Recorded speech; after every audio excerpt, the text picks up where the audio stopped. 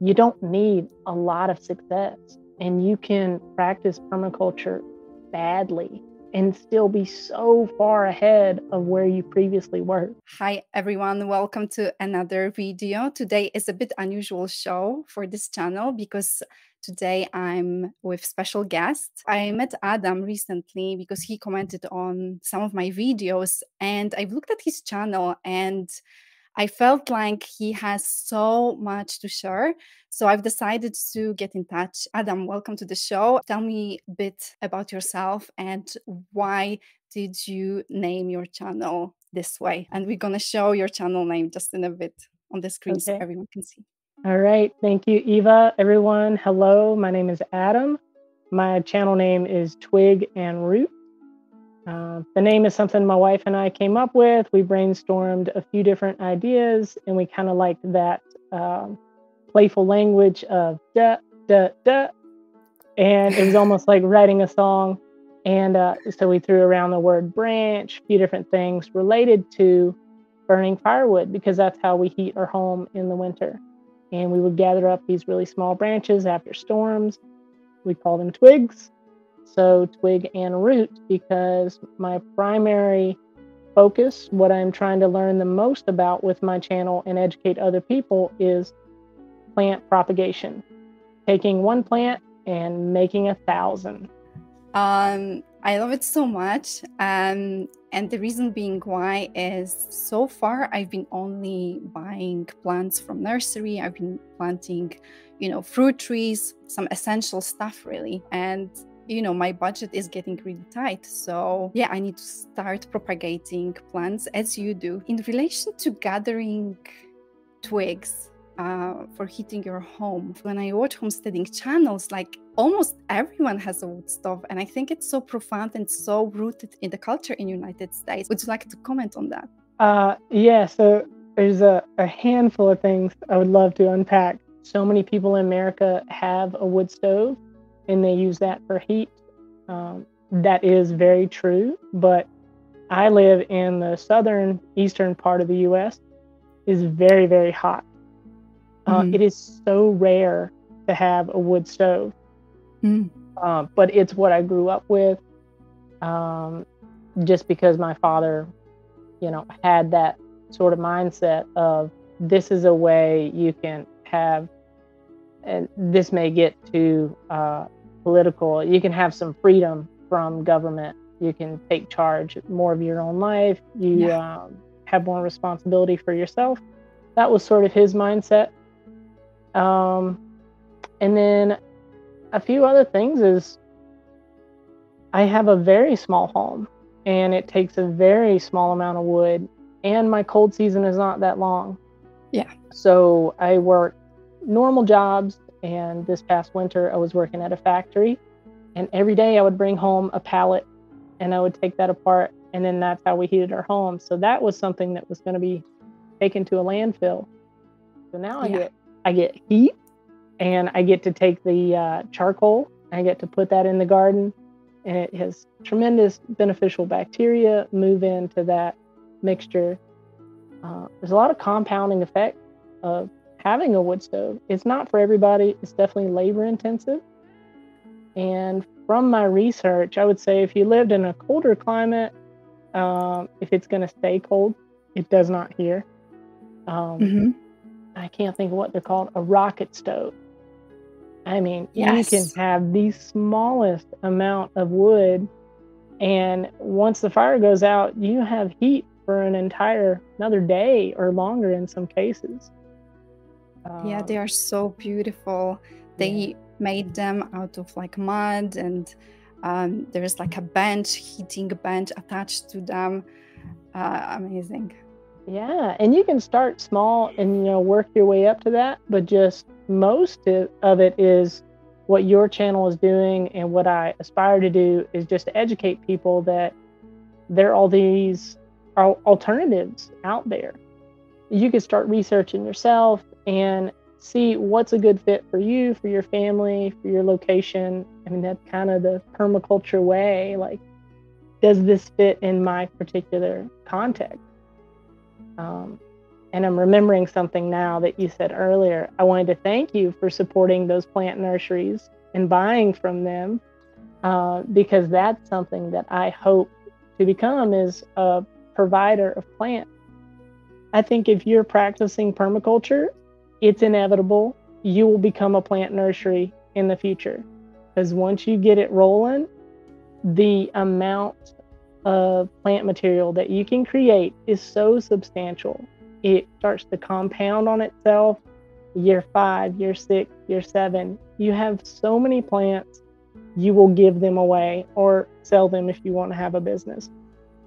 And I have a small amount of property here to work with.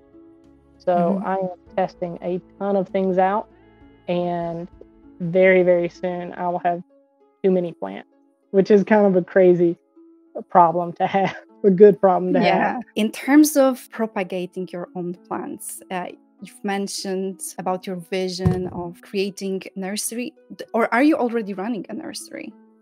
To a very informal degree, but no, I'm just getting started. I'm Amazing. essentially just getting started with the plant part of permaculture, because the first time I was exposed to permaculture was over 10 years ago, and someone was pitching it as a governance model, as a way to build communities and be interdependent upon one another. I didn't even know about the plant part until a couple years ago. It was very, very recent.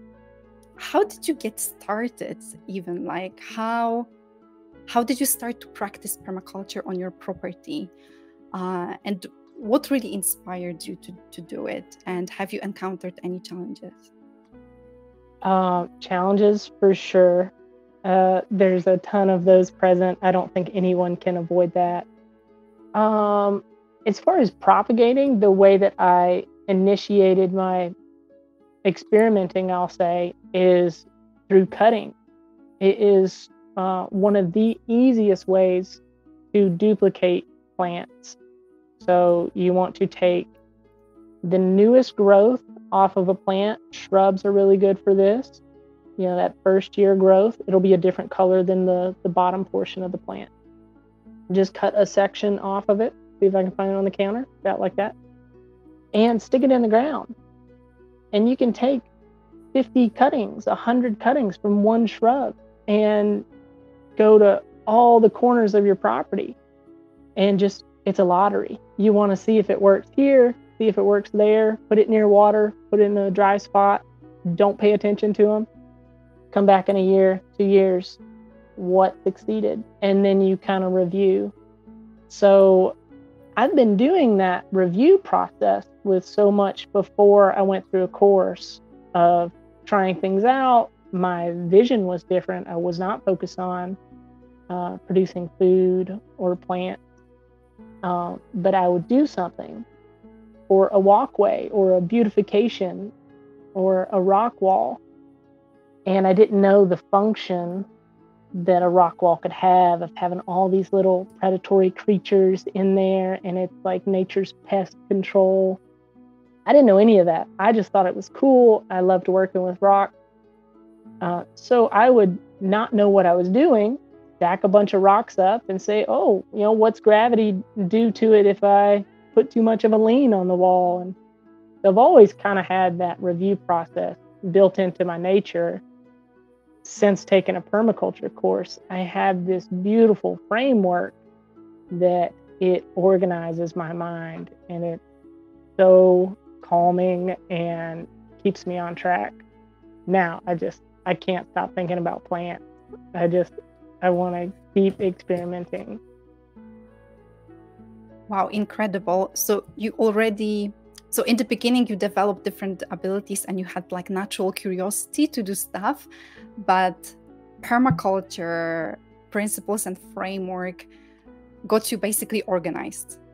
But you already had the skills and everything and the interest before that. For sure. It got me organized. Amazing. I consider myself a very creative person, and that lends itself to not being organized. So now I have this framework. So you've mentioned propagation methods from cuttings. So you're not using any rooting powder, anything that's not necessary? It hasn't been my experience that it's necessary. I even want to avoid rooting hormone. I've heard some kind of controversial stuff about it, that it might have some harmful chemicals. I don't know if there's any truth to that, but it's just not necessary. If I get 50 cuttings and 5 of them succeed, that's money in the bank. Like, it's so cheap. You don't need to go out and buy an extra product. I don't clean my cutting shears.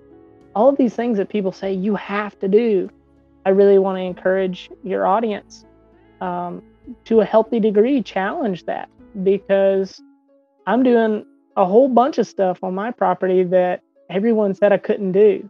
And now it's happening. I'm doing it. Could you also take a cutting of like a young tree or fruit tree? Okay, how young? Because I have bought some plants and trees from nurseries, and because I've spent money on it, and because that plant is inherently valuable without the money attached to it, I want to make sure that survives. If my plan is, okay, this is my one plant of this species, I want to take a bunch of cuttings in the future, give it at least 1 year, let it get established, let it get roots in the ground. So at least a year, and then you can kind of watch it. Like, maybe you planted it in the wrong place and it's in the shade. If it's not going to grow as fast, maybe give it 2 years. You can kind of use your own judgment. But yeah, you can definitely take a cutting from a fruit tree. You can take a lot of cutting from a fruit tree. So there's this YouTube channel, a guy in Canada. It's called the Permaculture Orchard, or it might be his name. His name's Stefan, and he's a French Canadian. He talks about this 10x rule. He'll have a video on his channel, something to the degree of 10x. And if you start with 2 plants and you wait 4 years, you can now have 60 plants. And then 2 more years, you can have 600 plants, just starting from those 2 species. It gets pretty insane how quickly. And you're talking about a 5-year time frame. You bought, you're going to have some failures and successes. So he says, or Bill Mollison actually said, spend $500, get, 300 different species, get them on your property, and just keep trying some stuff out. If you have only 100 succeed, that is immensely diverse. That's so much more diverse than the normal farm. Absolutely. Oh my gosh, this is so inspiring. I have to check the channel out. Name's Stefan, like Stephen, but F-A-N. Okay. Maybe I'm pronouncing it wrong. And so yeah, super nice guy and very interested in educating the public like you as well. So I think you two will get along great. Awesome. Just wanted to ask you, what do you think about propagating plants by using seeds?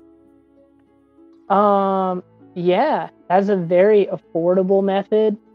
Something to keep in mind, some seeds need what is called stratifying or scarification. The stratifying is the cold, the other is the hot. So you can just, like you're going to make a cup of tea, you can boil some hot water and pour it on top of the seeds. And the cold, you put them in the freezer. Basically, you're simulating that tree drops seeds in the fall, then you have a winter season where they get cold, and the next season they spring up. So you're kind of mimicking that natural process. So something to keep in mind if you buy seeds, that they might need a little bit more attention, like boiling water and pouring it onto them. Yeah, like black locust. Yeah, for sure. That's a very hard seed, a very tough seed. The toughest seed I've come across to date is this sort of lily that floats on top of the water. I just know it as an American lily. I don't know what its official name is, but it is just rock hard. It's like this little stone, and you have to take a file or a drill to break that coating, because sometimes they can last 30 years in the wild without taking root because the coating hasn't worn off. Wow, that's so interesting. Speaking about lilies, I've seen one of your videos. It looks like a forest. You walk around and there is like a creek, and you show people how you basically propagate plants. So you, for example, because there was, for example, recent rain and maybe a little bit of flooding, the seeds and everything gathered on one side, and you've noticed all those plants started popping, and you're taking them and moving them somewhere else so that, for example, more plants are growing. Just out of curiosity, is it somewhere like in the wild? You're doing service to the nature, or are you also taking some of those plants back onto your property? So it is walking distance from where I live. I mean, maybe a lot of people would consider where I live to be pretty wild. It is very It much looks like a wild. forest. Yeah. So from another context, because of that wildness, it's a very big industry for a company to come in and cut all the trees down, or the ones they want, or to make paper or timber, different industries, and they kind of have no responsibility after they just kind of mess up the land and then just leave, because it's a quick income. So I believe that happened to the land where I'm at 50 years ago or more. That's why I only have the old trees that are here. They're about 50 years old. They're only one or two different types of species. They're not very desirable in a permaculture sense. They don't fruit anything. And they are pioneering species. So that's what came up first, and that's what stayed. So I'm trying to correct these things that a previous owner, way long before I was born, they made those choices, and I'm responsible for them now. Wow, incredible. I haven't expected that, to be honest. Wow. So you're not only propagating plants with the aim of, increasing the amount of, biodiversity on your property, but you want to ensure there is like a biodiverse ecosystem all around you. Yeah, and since I've been working on the property, there's all these little things that are happening that kind of show me, hey, you're kind of doing the right thing, because there's more bird population coming through. There's more animals showing up. If animals don't like it, they'll leave. And so that's a sign to me that I'm kind of on the right track. As Bill Mollison says, resources start to gather around you when you're doing the right thing. That's definitely what it feels like here. So I'm happy about that. Wow. Wow. So inspiring. This is unbelievable. I'm so happy it came out. Yeah. And I'll let you in on a little secret, since no one else is watching. I plant on other people's land as well. I don't ask for their permission. They don't know most of the time. I want to be a steward of the land. I don't cut any trees down on their land, even if I think it's not a beneficial tree. Small stuff. I don't plant anything that's going to be very invasive. I'm very, hopefully responsible about it. And I tell a few people about this, because I do want feedback, like, hey, is this the right thing to be doing? But it's kind of neighboring properties, and then also anywhere I take a job, there's usually a big parking lot, and then there's just this narrow strip of grass. I will find a way to plant something. So my last job, it was a factory, and everyone would go outside and take their cigarette break. And I just planted a couple of blueberry bushes. So that's been over a year. I want to go back and see like how they're doing, like how the bushes are doing. So I try to do that everywhere I go. And if they get cut down, you know, that's just an input. That's something you can learn from. What time of year is the best to do that? Would you say spring or autumn as well? The best time of year to take cuttings? Yeah. So it depends. I know that's a terrible answer. As a general rule, plants are going to stop growing their branches, their twigs, their leaves, and start putting energy into their roots in the fall. So just knowing that one piece of information, you can kind of work around that. Like maybe you're getting closer to the fall and it's going to be a cloudy day, you know, so that if you take a cutting from a plant, it's not going to get too stressed then. You can stick it in the ground. That's one of the things I've experimented with the least is planting in the fall. I plant when they're dormant, and I plant the winter and then early spring. I've been doing a lot of research, a lot of work with blueberries as well. So that, depending on what time of year I'm in, I'll take cuttings from a different part of the plant. You have softwood, which is the new growth, and then hardwood, which is kind of like your second year growth. The hardwood, you want it to be dormant season to take that cutting and try to root it. For softwood, you can do it midsummer as long as it's in a good spot and it's not going to get too much sun. But just try stuff out. That should be my mantra. Just if you don't know, don't bother researching it. If you know, like what I call the mother plant, the main plant that you want to keep alive, don't kill that plant and then just try everything you want to try. Like plant a lot, plant often, see what works, because your context, your piece of land is going to be so different than mine or someone else's or even your neighbors, that you have to discover for yourself and take comfort in the fact that way before the internet, people were doing this and having great success. So just try it. Yes, plant and never stop. Awesome. So thankful for this, for this meeting, for meeting you. I'm just thrilled. And I want to do more of this stuff. So I'm hoping that I will take advantage of what you've shared and I will start propagating plants. It's like in the middle of the really scorching heat and everything. So maybe I will wait, or maybe not. As you were saying, some propagation can take place even in the summer, maybe at the edge of the forest. And then I will share my results with everyone and you. What do you think? That sounds like a wonderful idea.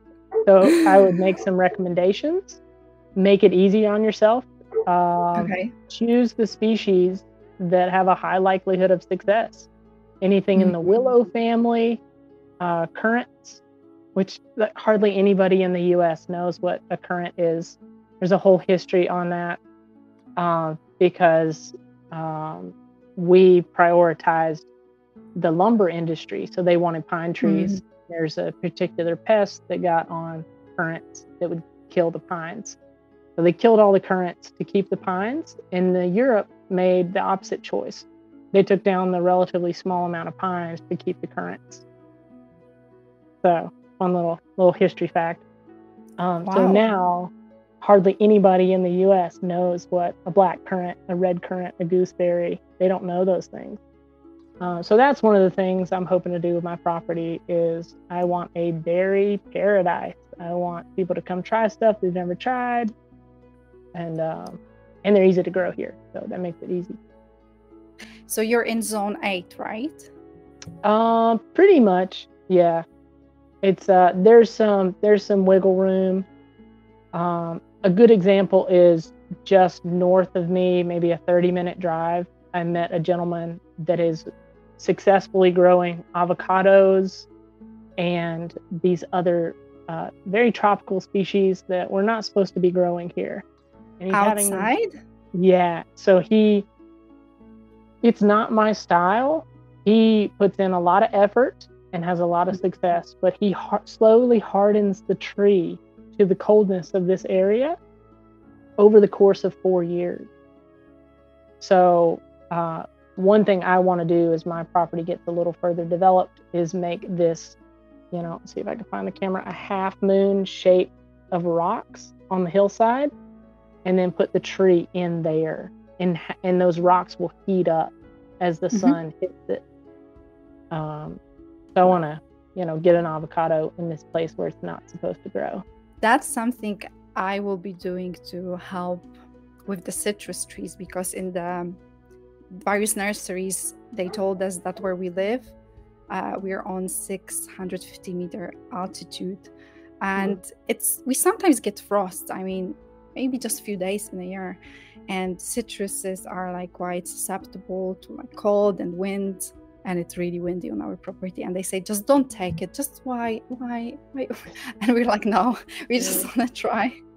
So I'm thinking stone walls will definitely help. And we have lots of tires on our property because we've collected plenty of them last winter from the place just down the road for free. So yeah. You said we'll see tires? how it goes. Yeah, used tires. Okay, so something you might want to consider is you could paint one of those white, and it'll give a reflection to bounce to the base of the tree. That might help a little bit more. You could do white rocks. If you have snow, you could pile snow up in front of the half moon of rocks, and that'll kind of help it out.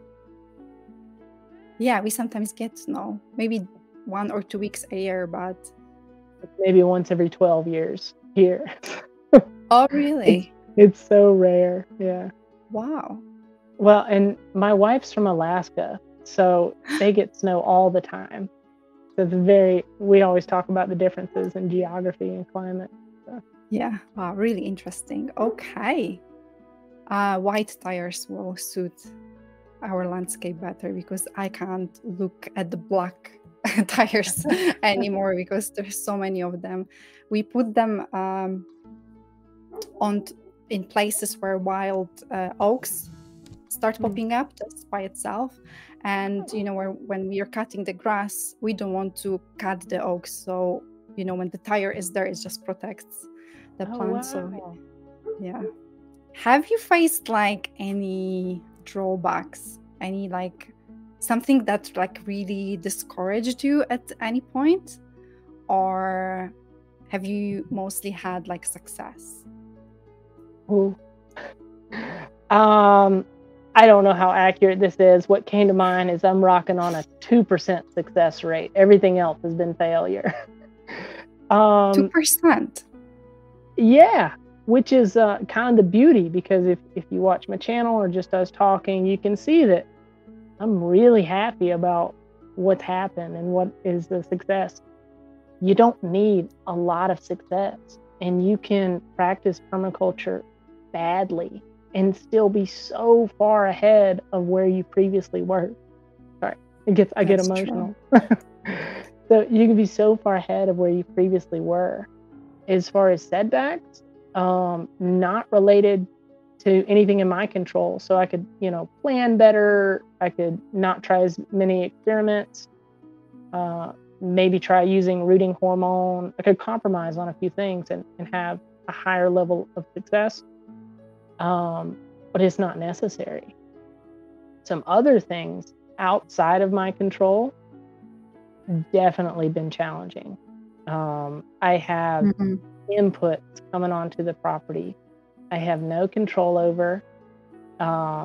There's a unregulated landfill. Just kind of consequences of poverty, and that's really common in the state of Alabama, is the average income is not very high at all.